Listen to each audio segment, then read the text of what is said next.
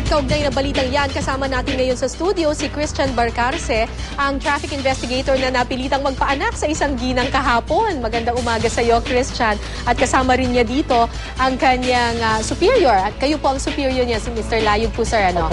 Okay. So, kwento mo sa akin, ano yung reaction mo nung... Ano ba yun? Dumating doon yung babae o humingi ng tulong? Ay, hindi po, ma'am. Bali, ang nangyari nun is pababa ako ng office kasi nagtatype ako para magpunta sa comfort room namin. And then may lumapit sa akin na isang tindera doon. Sabi niya na may mga anak daw na babae. Sinilip ko siya, nakaupo. Okay naman siya. Wala namang maayos naman siya. Ginawa ko, tumawag nila ako ng taxi para dalhin siya sa ospital. Ngayon, pagdating namin sa, nakita ko isang taxi, tinawag ko, yung pala hindi pwede dahil hindi, kasi involved sa aksidente, kaya hindi pwedeng gamitin. Pinatawag ko na lang yung kasama namin isang traffic enforcer na si Pacheco na tumawag na lang ng ambulansya.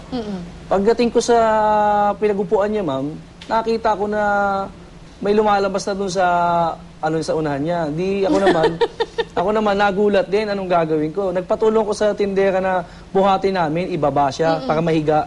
Yung pinaghigaan niya, yung simento, no? Kasi yung pinaghigaan niya is napakaliit lang na lugar. Yung paghiga niya, yung babaeng kasama ko, kumuha ng tubig. Dapat ako ang kukuha ng tubig. Ako yung naiwan sa loob. Nakapatay. Kaming dalawa na lang po naiwan sa loob. Yung bata lalabas na po. First time mo ito talaga? Ito po yung kauna-unang nangyari pa sa buhay ko. Wala nga po tayong anak. Hindi po natin alam paano magpaanak. Kayo po, Sir Layog, kayo po, nandun din po ba kayo nung araw na yon? Nung oras na yon? Ando po. So ano po yung atmosphere doon sa lugar na yon? Yung lahat na po kami, nataranta na po kami. Hindi na po namin alam ko ano po ang dapat po namin gawin. Kaya sabi ko sa tao kay Mr. Barcarce, kako, gawa mo na ng paraan. Wala tayong magagawa. Hanggang ngayon, wala pa yung rescue na tinawag po namin. Oo. Tapos, nung lumabas yung bata... Nung lumabas na yung bata, ma'am, ginawa ko na po yung ulo, lalaka pa ako na siya. Nagsalta pa ako kay ma'am na, narinig niya lang yan. Sabi ko, ma'am, wala po itong malis. Nang hinubad ko yung pantalon niya, hawak ko yung ulo, pati yung likod na ng bata, buo na hanggang sa lumabas siya. Nadalayan ko. Kung hindi ka nag-freak out, ang dami-daming dugo. Talagang po talaga Kasi... Hindi ko lang po kung biological talaga na kasi pag nakakita po ako ng mga senaryo na ganito, hindi naman po talaga ako nag-hysterical, hindi ko po tayo ugali. Talaga lagi ako nakafocus doon. Ang iniisip ko nga po doon talaga nanginginig po kasi ang iniisip ko, once na magkamali ako, naku, lahat kami masisisi pagka may nangyari hindi maganda. Ang ginawa ko, nagpasa-ayos na lang ako, nagdasal ako na ba, ito na lang talaga, dito na.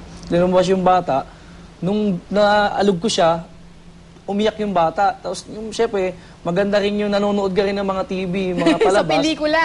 Tinapik-tapik ko yung puwet niya. So, ginaya mo yung napapanood mo sa pelikula. Ginaya na lang. Nung pagtapik ko po, yun, umiyak yung bata, tuwan-tuwa ako. Di hawak ko na po. Akala ko po ending na yun, tapos na yun, dahil lumabas na ho yung bata. Buti na lang pumasok yung inunan. Yun nga po, pumasok yung matandang babae, sinabi niya, putulin mo yung pusod. Sabi ng babae, bagong putulin, kunin mo na yung inunan. Hindi ko alam, yung inunan nasa loob po pala. Ang ginawa ko, kinausap ko lang yung babae na na lang niya, kasi hinata ko po yun. Na nailabas namin. Sinawakan niya yung bata, tinalian po, pinutol po namin yung pusod. Sa sobrang excited ko nga po, hindi ko nga po binigay yung bata sa nanay. Hanggang pag-upo ko po sa gilid, hawak-hawak ko pa rin po yung bata, pinupunasan ko. Yung nanay nakahiga, hindi ko na pinapansin.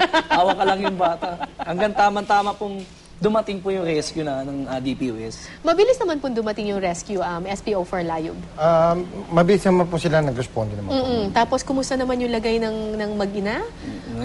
Kasi, ang mahirap dyan sa ganyang sitwasyon, yung infection Opo. Pero ano naman ang sabi ng ospital? According sa maganda at malusog naman po yung bata na pagdating po sa ospital. So, may ugnayan pa rin kayo dun sa ginang na ito. Bali ngayon po, pupunta po kami ng ospital para kamustahin naman po siya. Kayo daw yung mga ninong Kukunin daw kayong ninong. Ano daw yung ibinigay na pangalan dun sa bata? Baka naman, Christian din. Pinangalan sa'yo. Hindi po. Bali, may inalias po sila nung paglabas ng rescue. Uno ang tinatawag nila. Uno. Bakit Uno? Traffic Sector 1. Uno po tinawag nila. Nung may pong pinangalan talaga nung nanay si Nico. Nico ata po. Nagagamali.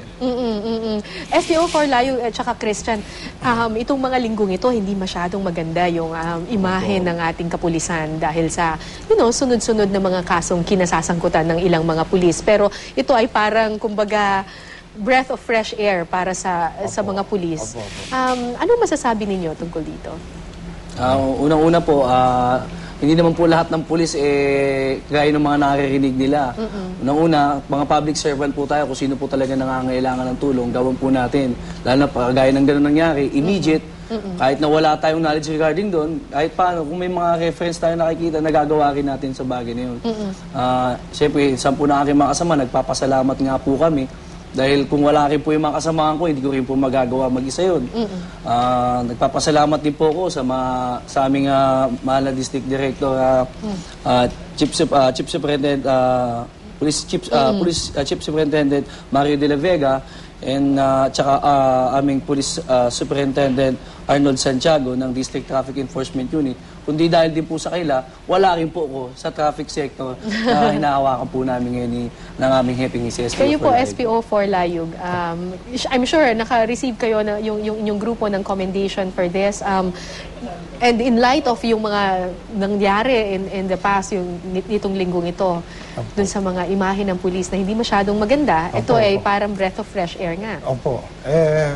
Nagpapasalamat po ako sa pagkakataon na ito para kasi po may mga kasama din po namin mga abaro na gumagawa na hindi maganda. Sa pamamagitan po ninyo ng GMA Stugo, pasasamantayin ko lang po sa pagkakataon na ito na nasa pamamagitan po ng aming District Director na si Chief Superintendent Mario de la Vega, saka sa amin pong Director ng traffic po si Colonel Arnold Santiago na talagang gusto po namin linisin ang kanayan ng kapulisyan po. Sabi nga ni General Espina, minsan kasi yung mga tiwali, yun ang nagbabahid, nagbibigay ng bahid dun sa maganda sanang imahe. Opo. Ay, sana ipagpatuloy ninyo yung inyong magandang sinimulan dyan sa Salamat. Traffic Sector 1. Opo. Okay. At ngayon ay papunta kayo sa ospital. Opo. Oo. Para bumisita lang. Bumisita po. Bumisita yung Makita barangay. naman po namin yung inaanak namin. Alright. Maraming salamat. Traffic Investigator Christian Barcarce at SPO4 Raimundo Layug. Maraming salamat, sir. Thank you po, sir. Thank you po. Thank you, sir.